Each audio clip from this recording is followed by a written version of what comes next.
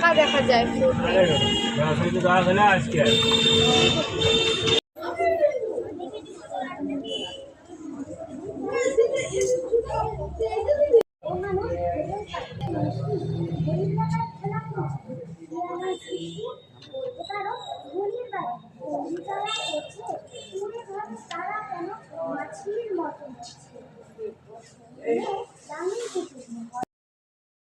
ওদের যায় যে মা বেটি ভাই নিয়ে যায় সেই রক্ত আবার নার্সিংহোমে ভর্তি করছি।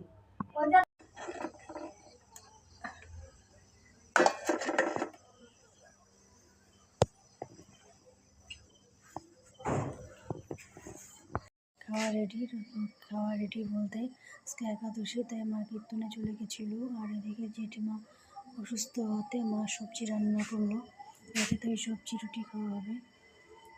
কেউ খাবে সবজি, কেউ খাবে রুটি, কেউ খাবে সব ফল, তো এগুলো খাওয়া হবে। আর মেয়ে যে ঘরে আর্ট করছে, কালকে আর্ট আছে, আর্ট করছে।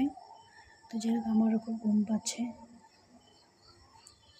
শরীরটাও জ্বর, তো শুয়ে পড়বো আর খাওয়ার সময় ভিডিও করবো না। ঠিক আছে বন্ধুরা, আজকে ভিডিওটি এখানে শেষ করলাম, কালকে তখন ভিডিও নেই। Bye, good night.